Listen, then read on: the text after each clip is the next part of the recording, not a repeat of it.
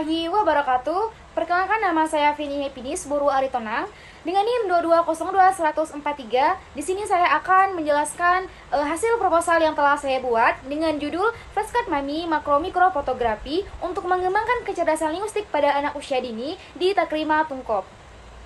Baik, pembahasan selanjutnya, sebelumnya kita akan membahas tentang anak usia dini.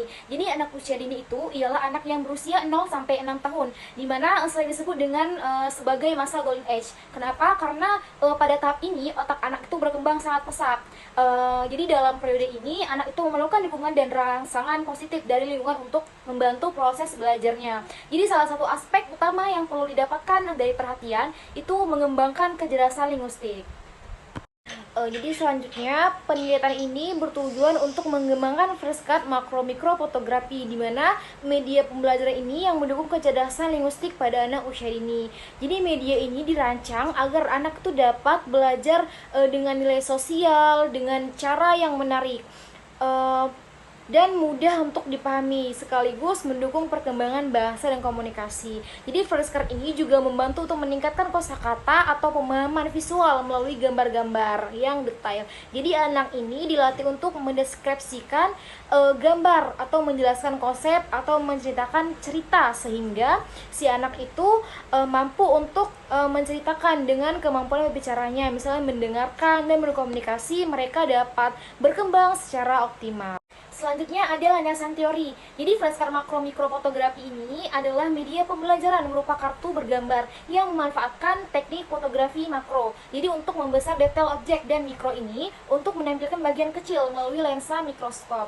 Jadi media ini dirancang untuk mendukung kecerdasan linguistik pada anak, khususnya dalam aspek berbicara, mendengarkan, dan berkomunikasi. Jadi berbeda nih dari flashcard pada umumnya yang hanya fokus pada mengenal huruf, mengenal angka, atau mengenal warna. Jadi inovasi ini juga bertujuan untuk melatih si anak untuk mengungkapkan perasaan dia atau ide, imajinasi mereka melalui kata-kata. Jadi dengan teknik makro mikro fotografi ini mereka memberikan visual yang unik yang menghadirkan benda-benda kecil dalam tampilan yang besar dengan sebaliknya, sehingga menciptakan pengalaman belajar yang menarik. Jadi menurut Gartner, kecerdasan ini adalah kemampuan beragam yang unik pada setiap individu, di mana dijelaskan dalam teori multiple intelligence. Di setiap kecerdasan itu, seperti kecerdasan linguistik, itu memiliki fungsi dan cara memperkembangkan sendiri, penting untuk mendukung perkembangan individu secara optimal. Selanjutnya, apa nih kecerdasan linguistik? Jadi kecerdasan linguistik ini adalah kemampuan seseorang dalam menggunakan bahasa secara efektif, baik lisan maupun tulisan. Jadi setiap individu ini dengan kecerdasan ini juga cenderung untuk mahir dalam meyakinkan, berargumentasi, dan menyampaikan ide dengan jelas. Jadi mereka itu juga terampil dalam mendengarkan, berbicara, atau membaca dan menulis. Jadi meskipun tingkat keahliannya itu bisa bervariasi, dengan kecerdasan ini dengan dilibatkan kemampuan berpikir terstruktur dan mengungkapkan gagasan melalui berbagai bentuk komunikasi. Jadi ada beberapa nih ciri-ciri yang dimiliki oleh anak ketika dia mempunyai kecerdasan linguistik. Yang pertama itu mereka itu suka berbicara dan berdiskusi. Yang kedua itu anak memiliki minat dalam membuat kata-kata atau menyusun kalimat. Yang ketiga itu senang bercerita dan mendengarkan cerita.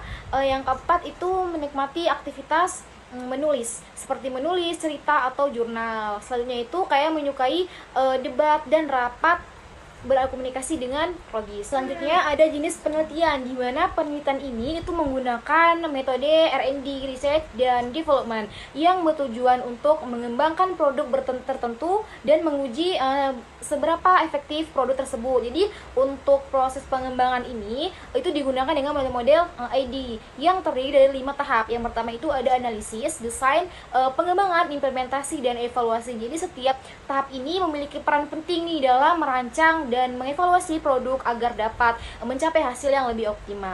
Pembahasan selanjutnya itu prosedur pengembangan. Jadi yang pertama itu tadi ada tahap analisis. Jadi analisis ini adalah langkah pertama dalam penelitian, di mana melalui kebutuhan pengembangan. Jadi metode ini atau metode pembelajaran yang baru ini serta mengevaluasi kelayakan dan persyaratan yang diperlukan untuk perkembangan tersebut. Yang kedua itu ada tahap desain. Jadi desain ini melibatkan penentu tujuan pembelajaran, perancangan materi, dan pemilihan media yang sesuai dengan kebutuhan, dan evaluasi untuk mengukur mengukur hasil pembelajaran. Selanjutnya itu yang ketiga ada tahap pengembangan, di mana tahap pengembangan ini adalah proses pembuatan produk atau perangkat pembelajaran yang berdasarkan desain yang telah dipikirkan sebelumnya. Jadi serta pembuatan instrumen untuk mengukur kinerja produk yang dikembangkan. Tahap selanjutnya itu ada implementasi, di mana tahap implementasi ini untuk menguji produk yang telah dikembangkan dalam kondisi nyata, di mana media pembelajaran ini diuji kembali. Yang selanjutnya itu ada tahap evaluasi, di mana tahap evaluasi ini adalah penilaian terhadap produk yang telah diterapkan untuk menilai dampak pembelajaran, pencapaian tujuan, dan efektivitas produk ini. Berdasarkan dengan evaluasi ini, si peneliti itu menentukan apakah produk ini siap untuk digunakan atau perlu disempurnakan lebih lanjut. Jadi dengan menggunakan model AD ini dapat memastikan bahwa pengembangan perangkat pembelajaran ini yang dilakukan dengan langkah-langkah yang terstruktur sehingga menghasilkan produk yang efektif yang digunakan dalam pembelajaran tersebut. Sekian presentasi dari saya. Mohon maaf atas segala kesalahan. Wabillahi taufiq wal hidayah. Wassalamualaikum warahmatullahi wabarakatuh.